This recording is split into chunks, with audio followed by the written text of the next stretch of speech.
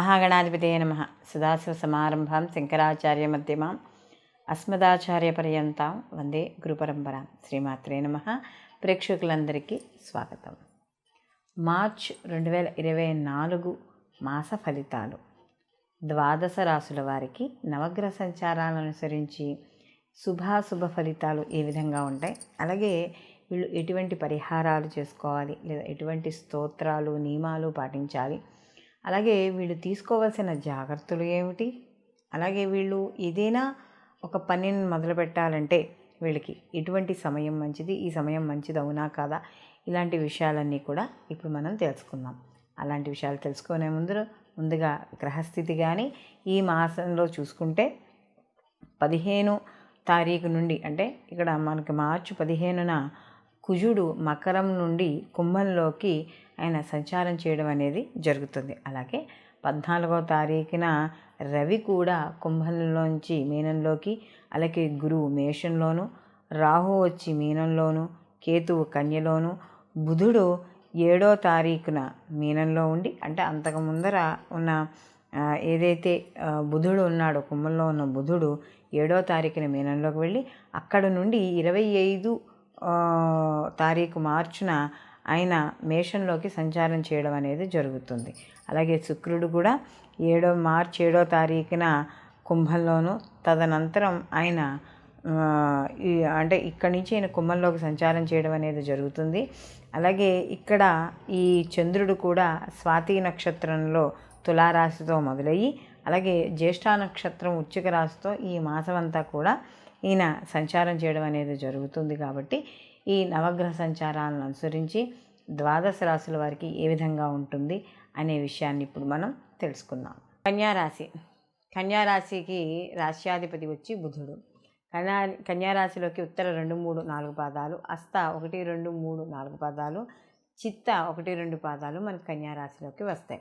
కన్యారాశికి రాశ్యాధిపతి అయిన బుధుడు మార్చి 7వ తేదీ నుండి 27వ వరకు నీచపడ్డం అనేది జరుగుతుంది. అంటే ఈయన మీనంలో సప్తమ స్థానంలో ఈయన నీచపడ్డం ద్వారా ఈ సప్తమ స్థానం ఏదైతే ఉందో ముఖ్యంగా అంటే బయట సమాజపరంగా కీర్తి గౌరవాలు కాస్త కొంచెం తక్కువ అవ్వడం, అంటే మీరు వెళ్ళి మాట్లాడే విధానం వల్ల కావచ్చు, లేకపోతే ఎందుకంటే ద్వితీయాధిపతి శుక్రుడు కూడా పాపగ్రహాల ద్వారా ఆయన సంచారం చేయడం అనేది జరుగుతోంది.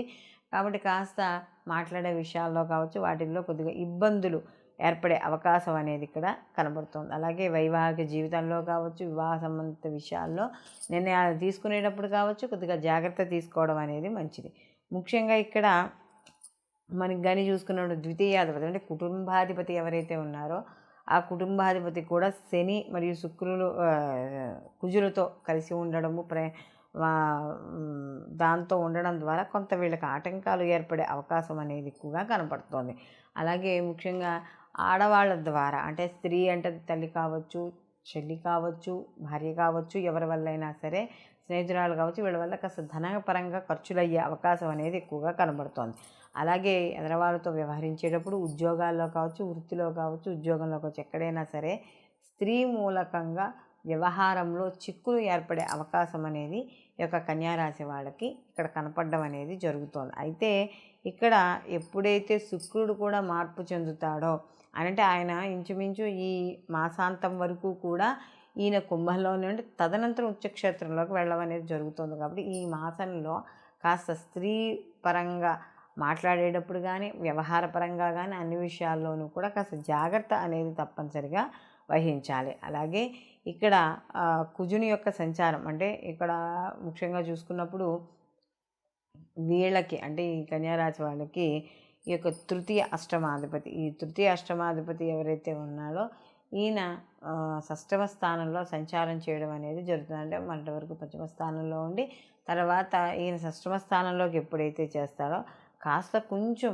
అనుకూలంగా ఉండడం అనేది జరుగుతుంది. అయితే వ్యాపార పరంగా కూడా కాస్త లాభాలు, బంధువర్గంలో, స్నేహవర్గంలో వాళ్ళతో వ్యవహరించేటప్పుడు మాత్రం కాస్త జాగ్రత్త అనేది వ్యవహరించాలి. ఎందుకంటే ఇక్కడ కుజుని యొక్క తృతీయాధిపతి అయ్యాడు.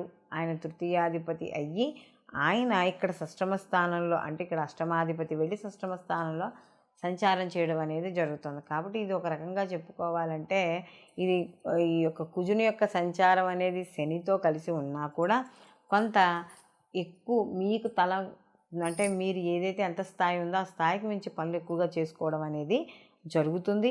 అలాగే ఇక్కడ ఎంత పనినైనా సరే మీరు మోసి ఆ పనిని దిగ్విజయంగా పూర్తి చేయడం అనేది జరుగుతుంది. ఎందుకంటే ఇక్కడ ఏదైతే షష్టమ స్థానంలో సంచారం చేస్తున్నాడో తృతీయాధిపతి పట్టుదల, శ్రమ, ఇలాంటివన్నీ సాధన, ఇవన్నీ కూడా మనకి చెప్పడం అనేది జరుగుతుంది. కాబట్టి తప్పనిసరిగా వీళ్ళు ప్రతి పనిని కూడా తనదైన శైలిలో వీళ్ళు పూర్తి చేసుకోవడం అనేది జరుగుతుంది.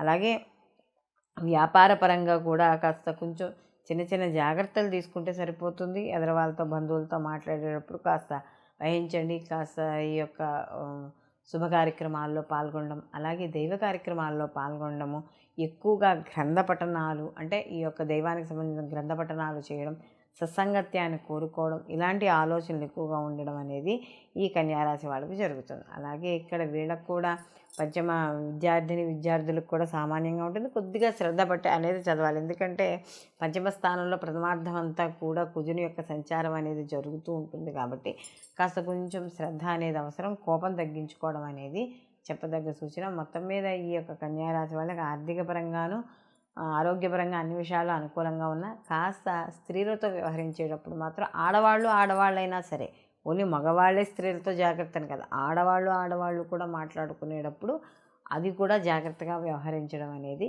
చెప్పదగ్గ సూచన. వీళ్ళు మరిన్ని మంచి ఫలితాలు పొందడానికి వీళ్ళు ప్రతి నిత్యము కూడా విష్ణు సహస్రనామం అలాగే లక్ష్మీ అష్టోత్తర పారాయణ చేసుకోవడం, కుదిరితే నారాయణ కవచాన్ని పారాయణ చేయండి. మరిన్ని మంచి ఫలితాలు పొందడం అనేది జరుగుతుంది. ఇప్పుడు మనం ఈ నవగ్రహ సంచారాలను అనుసరించి ప్రతి రాశికి కూడా వీళ్ళకి శుభాశుభ ఫలితాలు ఏ విధంగా ఉంటాయి అనే విషయాన్ని తెలుసుకుంటున్నాం.